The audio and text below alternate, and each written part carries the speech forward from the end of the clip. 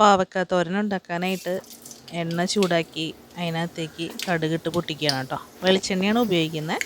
കടുകെല്ലാം പൊട്ടണം. നമുക്ക് പാവക്ക നല്ല കയ്പ്പുള്ളതാണ് എങ്കിലും കുറച്ച് നല്ല ടേസ്റ്റി ആയിട്ട് നമുക്ക് ഉണ്ടാക്കാൻ പറ്റും. കയ്പ്പ് പോകുന്നല്ല, കുറച്ച് കുറയ്ക്കാൻ പറ്റും കേട്ടോ. പാവക്ക നല്ലപോലെ ചെറുതായിട്ട് കട്ട് ചെയ്തിട്ട് വാഷ് ചെയ്ത് ഇച്ചിരി ഉപ്പിട്ട് തിരുമ്മി വയ്ക്കുക. എന്നിട്ട് അത് ഒന്നും കൂടെ പിഴിഞ്ഞ് കളയുക, ആ വെള്ളം കളയുക കേട്ടോ. ഇവിടെ കടുകൊക്കെ പൊട്ടിക്കഴിഞ്ഞിട്ടുണ്ട്. അപ്പോൾ നമ്മളതിനകത്തോട്ട് വറ്റൽമുളക് ഇടണം.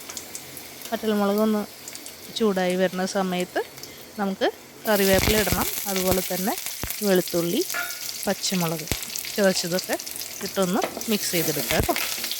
പാവയ്ക്ക എന്നിട്ട് നമ്മൾ ഉപ്പിട്ട് പിഴിഞ്ഞെടുത്ത പാവയ്ക്ക ഒന്നുകൂടെ കഴുകിയെടുക്കുക. അതിനകത്തേക്ക് തേങ്ങ, ജീരകം, മഞ്ഞൾ, പിന്നെ പോരാത്ത ഉപ്പ് അതും കൂടി ഇട്ട് നല്ലപോലെ തിരുമ്മി വയ്ക്കുക കേട്ടോ. അപ്പോൾ ഇത് നമ്മുടെ വറവ് മൂത്ത് വരുമ്പോൾ അതിനകത്തേക്ക് ഈ പാവയ്ക്ക് ഇട്ട് കൊടുക്കുക. നല്ല പോലെ ഇളക്കിയെടുക്കുക കേട്ടോ. ഇപ്പൊക്കെന്ന് പറയുന്നത് ഇപ്പോൾ പിന്നെ രസം കാരണം കൊണ്ട് പൊതുവേ എനിക്ക് കഴിക്കാൻ വലിയ താല്പര്യം ഉണ്ടാവാറില്ല. പക്ഷേ ഈ ഉപ്പിട്ട് തിരിഞ്ഞ് വെച്ചിട്ട് നമ്മളത് പിഴിഞ്ഞ് കളയുമ്പോൾ അതിൻ്റെ ആ ഒരു കയ്പ്പ് കുറച്ച് കുറയാറുണ്ട്. അപ്പോൾ കയ്പ്പാണ് അതിൻ്റെ ഗുണങ്ങൾ, പോഷകങ്ങൾ എന്നുണ്ട്. പക്ഷേ എങ്കിലും കുറച്ചങ്ങോട്ട് കുറയും. അതിൽ കുറവുള്ള നമുക്ക് കഴിക്കാമല്ലോ, അതാണ് ഉദ്ദേശിക്കുന്നത്. അപ്പോൾ നമ്മുടെ ആവശ്യത്തിനുള്ള വേവാവുന്നവരെ തട്ടിപ്പൊത്തി വെച്ച് അടച്ച് വെച്ച് വേവിക്കുക. ഇടയ്ക്കൊന്ന് ഇളക്കി കൊടുക്കുക കേട്ടോ. ഇതിപ്പോൾ ഞാൻ തീ ഓഫ് ചെയ്തിട്ടുണ്ട്. നമ്മുടെ പരുവത്തിന് ഡ്രൈ ആയിട്ട് കിട്ടിയിട്ടുണ്ട് കേട്ടോ.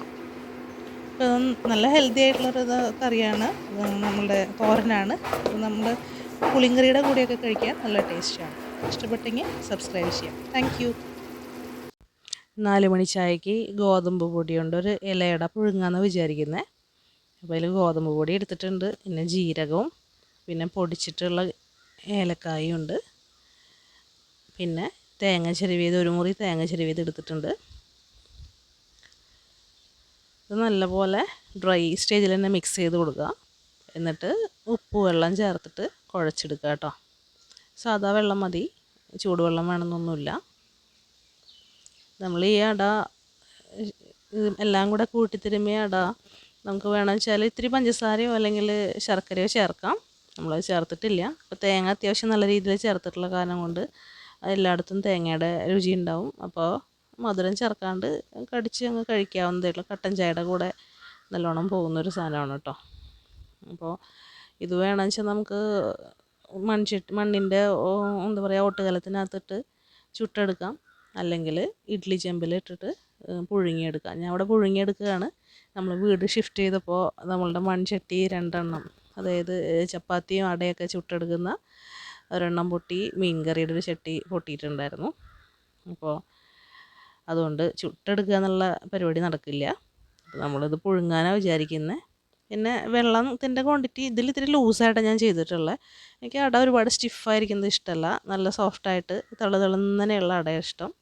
അതുകൊണ്ടാണ് വാഴയുടെ ഇലയിൽ കൈ നനച്ചിട്ട് മാവ് ഓരോ ഉരുളയാക്കി എടുത്ത് വെച്ച് നല്ലപോലെ നൈസായിട്ട് പരത്തി കൊടുക്കുക കേട്ടോ. നല്ല കനം കുറച്ച് പരത്തി കഴിഞ്ഞാൽ നല്ല അട കിട്ടും. ഉൾഭാഗം നല്ലപോലെ വെന്ത അട കിട്ടും. ഒരുപാട് കട്ടിക്കുകയാണെങ്കിൽ ചിലപ്പോൾ ഉൾഭാഗം നല്ലോണം വേവില്ല കേട്ടോ.